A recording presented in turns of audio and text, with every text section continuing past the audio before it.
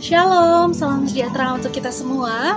Sungguh karena kasih karunia Tuhan saja kita boleh dipertemukan kembali dalam Sarapan Rohani GNH. Hari ini hari Selasa tanggal 26 Januari 2021. Tidak terasa nih kalau kita sudah hampir di penghujung tanggal bulan Januari. Bagaimana tugas dan tanggung jawab Bapak Ibu sekalian di rumah, di tempat pekerjaannya? Semoga semuanya baik saja. Nah, sebelum kita memulai segala aktivitas kita dan tanggung jawab kita dimanapun kita berada, marilah kita bersama-sama mendengarkan dan merenungkan firman Tuhan. Marilah kita berdoa. Bapa yang kami muliakan, Bapa yang kami sembah di dalam nama Tuhan Yesus Kristus. Saat ini Tuhan, kami bersyukur atas kesehatan dan berkat Tuhan yang boleh kami rasakan. Kami boleh mendengarkan dan merenungi firman-Mu. Kami mohon Roh Kudus Tuhan bekerja atas kami sekalian, memampukan kami mengerti akan firman Tuhan. Biarlah firman Tuhan kami pegang, kami lakukan untuk menjadi dasar dalam setiap aktivitas kami, dalam setiap tanggung jawab kami, tingkah laku kami, dalam kami berpikir maupun kami berkata-kata. Tuntunlah kami Tuhan di jalan-Mu, di dalam nama Tuhan Yesus Kristus. Amin. Bapak Ibu yang diberkati Tuhan, hari ini dari kitab Yeremia pasalnya yang ke-23 ayat 29 akan menuntun kita pada firman Tuhan hari ini. Demikianlah firman Tuhan. Bukankah firman-Ku seperti api? Demikianlah firman Tuhan dan seperti palu yang menghancurkan bukit batu.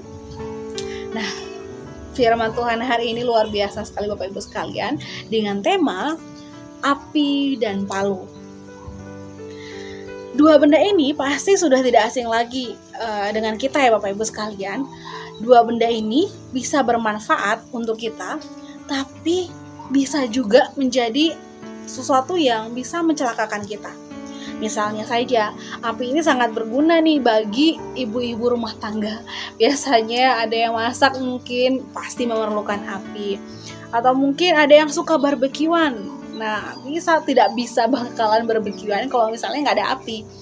Nah, tapi juga bisa menjadi malapetaka.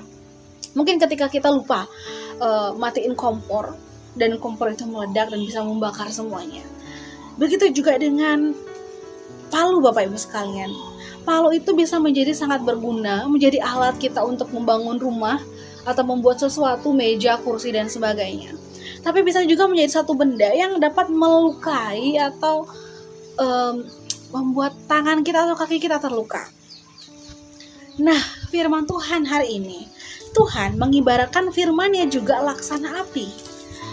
Dalam perjanjian lama, hukum Taurat ibarat api yang menyala.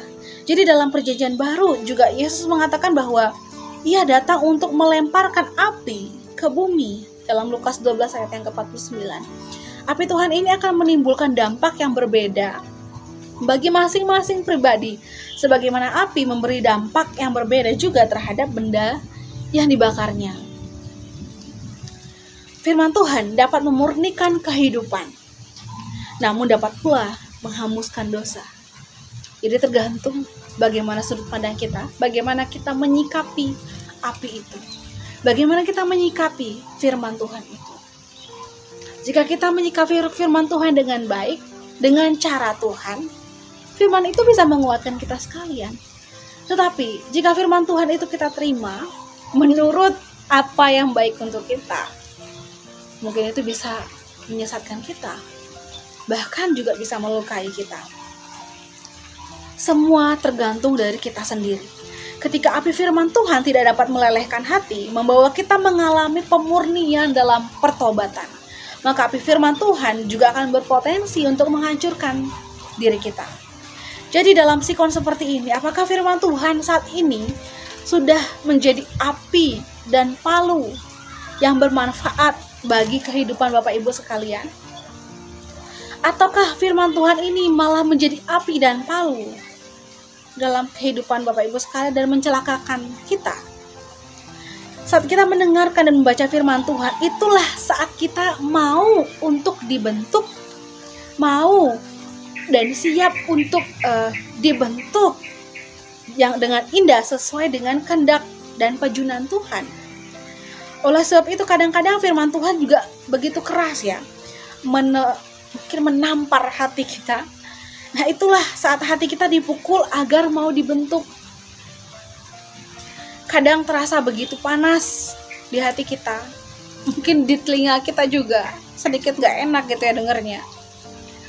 Itulah saat hati kita mau dibakar untuk memuai. Pada saat demikian jangan pernah hal itu kita malah berontak, kita malah memberontak dan kita malah kecewa, bahkan kita ngambul gitu bahkan gak mau pergi ke gereja lagi. Janganlah hal itu terjadi. Ketika hal itu terjadi akan memperlambat pembentukan hati kita. Terima firman Tuhan itu dengan rasa syukur, jangan melawannya, bahkan Tuhan pasti akan menolong kita. Jadi Bapak Ibu yang dikasihi Tuhan, bagaimana sekarang? Apakah firman Tuhan itu sudah menjadi api dan palu yang bermanfaat bagi kehidupan kita? Selamat merenungi firman Tuhan.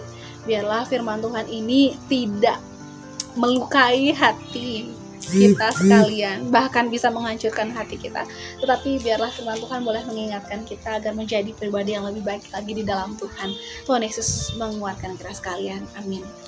Marilah kita berdoa.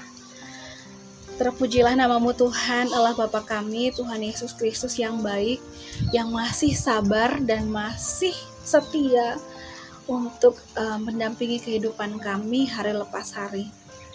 Firman Tuhan yang boleh kami dengarkan, biarlah itu semua boleh menjadi api dan palu yang bermanfaat bagi kehidupan kami. Kami boleh mempergunakannya dengan baik, dengan bijaksana, sehingga kami menjadi dan dipoles menjadi pribadi yang lebih baik lagi di hadapan Tuhan sesuai dengan kehendak Tuhan saja. Jangan biarkan kami terlepas daripadamu Tuhan, tapi pegang kami selalu, sehingga kami boleh menghadapi setiap pergumulan kami, cobaan kami dalam kehidupan kami dengan dan bersama dengan Tuhan. Terpujilah namamu Tuhan yang baik, yang sangat mengasihi kami. Di dalam nama Tuhan Yesus Kristus. Amin. Kiranya Tuhan Yesus memberkati kita sekalian. Shalom.